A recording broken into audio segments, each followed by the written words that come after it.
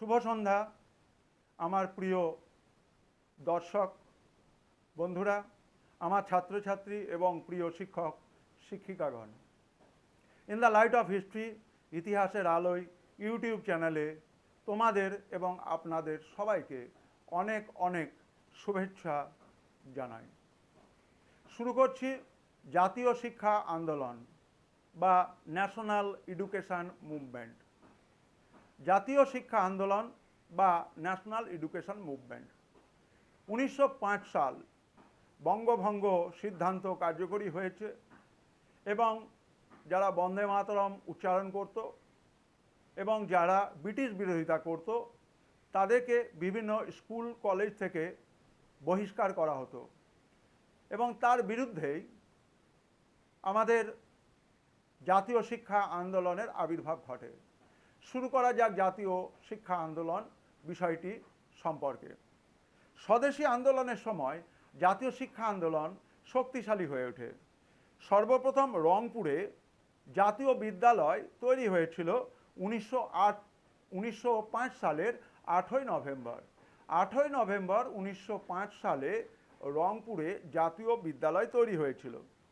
1905 সালের 16ই নভেম্বর তারিখে পার্ক স্ট্রিটে প্রায় দেড় হাজার জন প্রতিনিধি নিয়ে একটি সভা আয়োজন করা হয়। পার্ক স্ট্রিটে 1500 প্রতিনিধি নিয়ে একটা সম্মেলন, একটা সভা আয়োজন করা হয়, যেখানে ব্রিটিশ সরকারের শিক্ষা নীতি এবং শিক্ষা ব্যবস্থার বিরোধিতা করা হয় এবং স্বদেশী শিক্ষার প্রসারের উদ্দেশ্যে জাতীয় শিক্ষা পরিষদ গঠনের প্রস্তাব গ্রহণ করা হয়।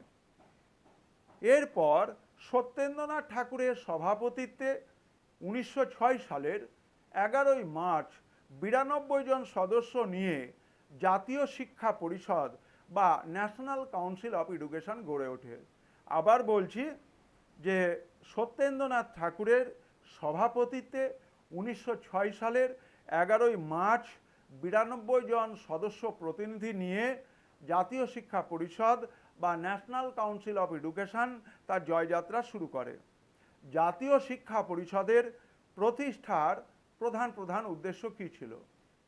জাতীয় শিক্ষা পরিষদ বা ন্যাশনাল কাউন্সিল অফ এডুকেশন প্রতিষ্ঠার উদ্দেশ্য কী ছিল? 1. জাতীয় আদর্শ অনুসারে সাহিত্য এবং তার চর্চা। 2. জাতীয় ঐতিহ্য অনুযায়ী বিজ্ঞান এবং কারিগরি শিক্ষা দান করা। 3. শিক্ষার্থীদের মধ্যে দেশ সেবার মনোভাব জাগিয়ে তোলা। 4. নৈতিক শিক্ষা দান করা এবং 5. মাতৃভাষার মাধ্যমে শিক্ষাদান করা।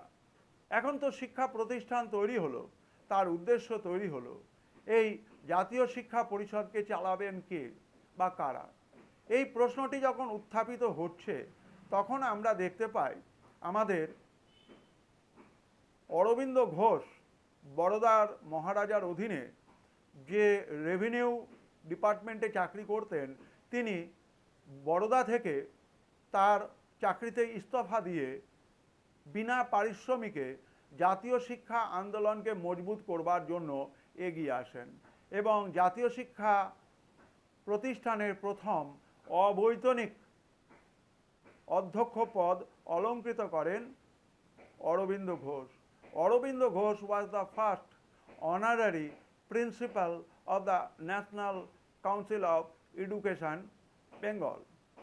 এবং শুধুমাত্র অরবিন্দ ঘোষের আশা নয়, তার সঙ্গে সঙ্গে আমাদের জাতীয় শিক্ষা আন্দোলনে জাতীয় ধারা মাতৃভাষার মাধ্যমে শিক্ষার চর্চা অব্যাহত হয়।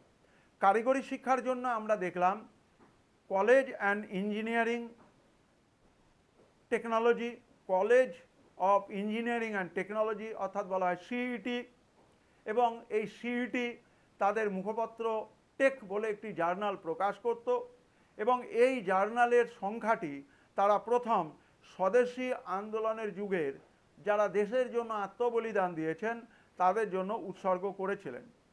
এই জার্নালের অর্থাৎ টেক জার্নালের প্রথম সংখ্যায় তারা স্বাধীনতার স্বপ্ন দেখেছিলেন, জাতীয় শিক্ষার স্বপ্ন দেখেছিলেন এবং স্বাধীনতা লাভের পরবর্তীকালে 1955 সালে এই জাতীয় শিক্ষা আন্দোলন এবং কারিগরি শিক্ষার যে প্রথম অংশ college of engineering and technology CET, এই দুটোর সংমিশ্রিত হয়ে আজকের দিনের যাদবপুর বিশ্ববিদ্যালয়ে রূপ লাভ করে।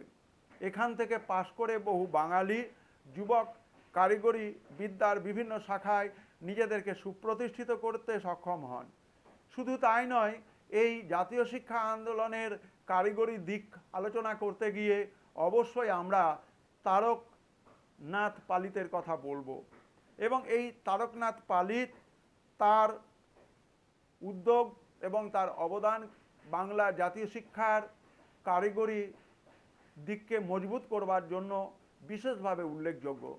তোমাদের জন্য এই জাতীয় শিক্ষা আন্দোলনের অতি সংক্ষিপ্ত আলোচনা উপস্থাপনা করা হলো।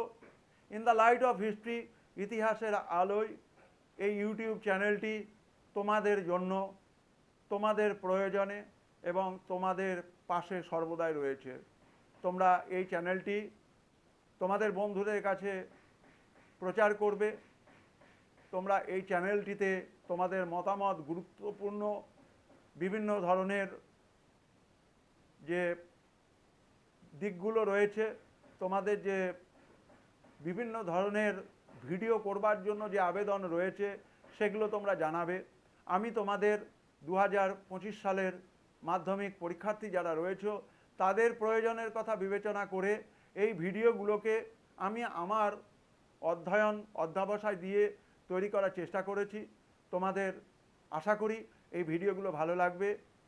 তোমরা লক্ষ্য রাখো, আগামীকালকে তোমাদের জন্য আবার নতুন ভিডিও নিয়ে ফিরে আসব। আজকে এখানেই রাখি। সবাই ভালো থেকো, সুস্থ থেকো, আর in the light of history, ইতিহাসের আলোয় এই ইউটিউব চ্যানেলটিকে তোমরা সাবস্ক্রাইব করো, শেয়ার করো। এটা তোমাদেরই চ্যানেল মনে করে। সবাই ভালো থেকো। শুভরাত্রি।